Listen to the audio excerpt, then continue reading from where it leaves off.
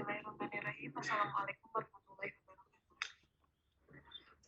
Pertama-tama, terima kasih kepada Bu Kiki Mulki yang telah memberikan kesempatan kepada kami, kelompok 3, untuk mempresentasikan hasil dari kerja kelompok kita. Kenalkan, nama saya Gina Kurniawati. Saya dari kelompok 3 sebagai moderator. Di sini kami akan mempresentasikan tentang isolasi dan karakterisasi senyawa tanin. Ini anggota kami, ada Wafi, Gina, Aldia, Almira, dan Mafara. Untuk slide yang pertama akan dijelaskan oleh Almira. Tanin merupakan salah satu senyawa yang terdapat pada tumbuhan dan substansi yang tersebar luas dalam tanaman seperti daun, buah yang belum matang, batang, dan kulit kayu. Pada buah yang belum matang, tanin digunakan sebagai energi dalam proses metabolisme dalam bentuk oksidasi tanin. Tanin memiliki peranan biologis yang kompleks karena sifat tanin yang sangat kompleks mulai dari pengendap protein hingga pengkelat logam. Maka dari itu, efek yang disebabkan tanin tidak dapat diprediksi. Tanin juga berfungsi sebagai antioksidan biologis.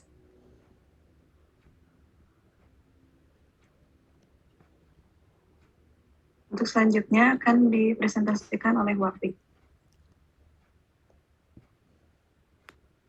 Baik, untuk tahapan isolasi yang pertama yaitu ekstraksi. Ekstraksi ini bertujuan untuk menarik semua komponen kimia yang terdapat dalam sitopsia.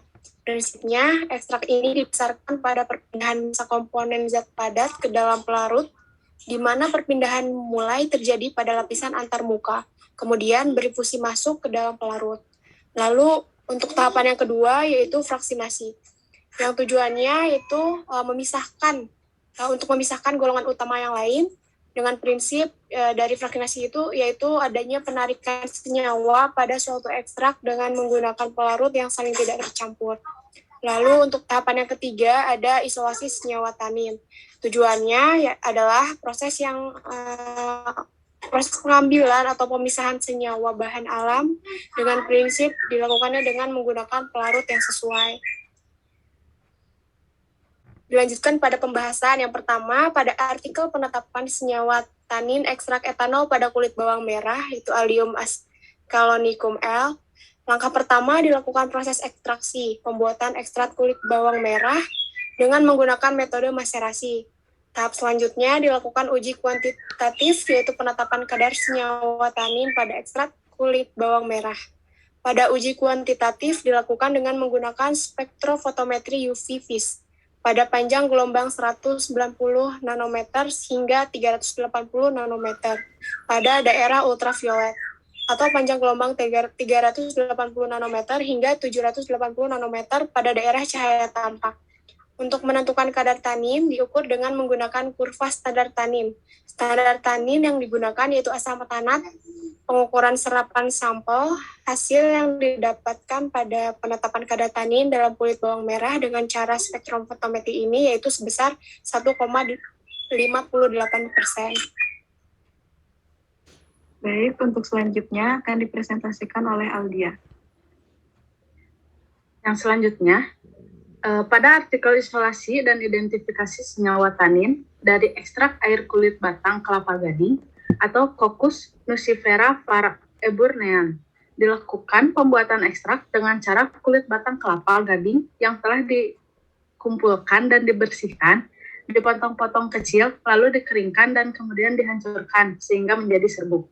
Selanjutnya, dilakukan isolasi senyawa dengan KLT. Sebelum dilakukan pemisahan senyawa tanin dari ekstrak, terlebih dahulu dilakukan kromatografi lapis tipis analitik dengan menggunakan eluen yang terdiri dari campuran beberapa larutan, yaitu N-butanol, asam asetat, dan air, dengan perbandingan 4:1:5. Hasil dari uji kemurnian menggunakan KLT 2 dimensi dapat diketahui bahwa isolat hasil dari pemisahan KLT preparatif ini cukup murni. Kemudian dilakukan uji karakterisasi isolat. Identifikasi senyawa tanin dilakukan dengan menggunakan spektrofotometer UV vis dan FTIR isolat yang dihasilkan dari KLT.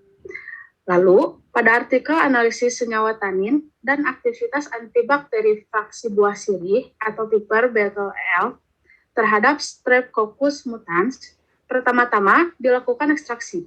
Proses ekstraksi dari Simplicia buah sirih dilakukan dengan menggunakan metode maserasi. Ekstrak kental buah sirih selanjutnya difraksinasi dengan metode cair-cair. Metode ini berfungsi untuk melarutkan senyawa-senyawa yang masih terikat pada sampel buah sirih dengan kepolaran yang berbeda. Selanjutnya, dilakukan uji kualitatif senyawa tanin dengan KLT. Uji ini diawali dengan pemilihan LUN yang tepat.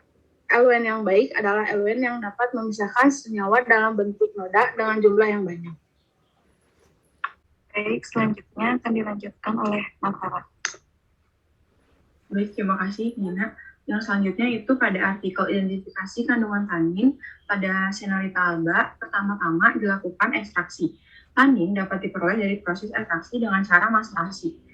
Ekstraksi dimasukkan ke dalam corong pisah, kemudian ditambahkan metanol sebanyak 50 ml, air 100 ml, dan kloroform 50 ml. Penambahan kloroform sebanyak 50 ml diulang sebanyak 3 kali untuk memaksimalkan proses pengambilan senyawa yang bersifat nonpolar seperti lemak, klorofil, dan triterpen. Setelah terbentuk 2 lapisan, fase kloroform ditampung pada fase air, kemudian difraksinasi kembali dengan etil asetat sebanyak 50 ml.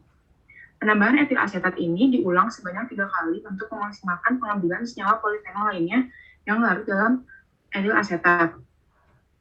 Selanjutnya, dilakukan karakterisasi isolat dari ekstrak. Berdasarkan hasil uji dengan FeCl3, ekstrak buah, dan daun dan kulit batang menunjukkan hasil positif mengandung senyawa tanin. Hal ini ditandai dengan adanya warna hijau kehitaman. Perubahan warna yang terjadi ketika penambahan FeCl bereaksi dengan senyawa tanin.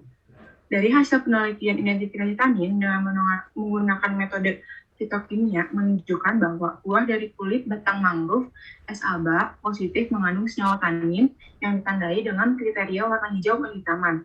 Sementara pada daun mangrove S. alba positif mengandung senyawa tanin yang ditandai dengan kriteria warna hijau lumut.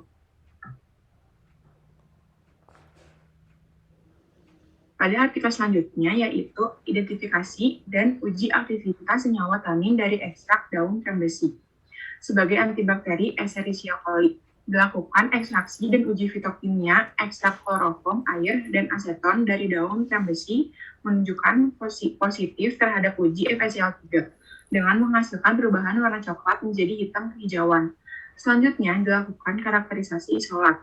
Pengujian ini dilakukan menggunakan spektrofotometri UV vis. Identifikasi senyawa tanin menggunakan spektrofotometer FTIR, dilakukan analisis pada bilangan gelombang di daerah IR 4000 sampai 41 cm -1. Baik, terima kasih. Selanjutnya akan dipresentasikan oleh Almira. Kemudian pembahasan yang keenam yaitu mengenai karakterisasi pada ekstrak kulit jeruk kalamansi. Dinyatakan positif senyawa tanin karena pada uji dengan FeCl3 terjadi perubahan warna menjadi warna hitam kehijauan dan saat ditambah gelatin 1% menghasilkan endapan putih. Kemudian saat dilakukan uji penegasan dengan identifikasi KLT didapatkan nilai RF pada sampel yaitu sebesar 0,89 dan pada baku pembanding yaitu sebesar 0,8. Di mana menurut Ganjar, RF tersebut termasuk RF yang baik, sehingga dapat disimpulkan bahwa sampel ekstrak kulit jeruk kalamansi ini mengandung senyawa tanin.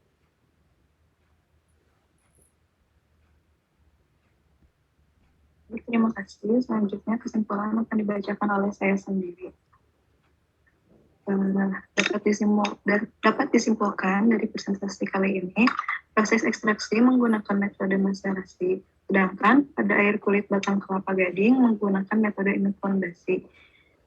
Kemudian difraksinasi dengan metode cair-cair, filtrat dievaporasi hingga didapatkan fraksi. Hasil uji penetapan kadar pada kulit bawang merah yaitu 1,58%. Senyawa tanin dapat ditemukan pada tanaman buah sirih, kulit bawang merah, daun mangkok, daun trembesi, dan kulit jeruk kalamansi yang diidentifikasi menggunakan spektrofotometri UV-Vis dan FTIR. Pada proses KLT yang diamati, sinar UV 254 dan 366 nanometer dengan larutan FeCl yang menunjukkan hasil positif tanin ditandai dengan terbentuknya warna hijau kehitaman. Baik, sekian presentasi dari kami. Mohon maaf jika ada kesalahan. Jika ada yang mau ditanyakan, silakan dipertanyakan. Terima kasih. Wassalamualaikum warahmatullahi wabarakatuh. Waalaikumsalam warahmatullahi wabarakatuh.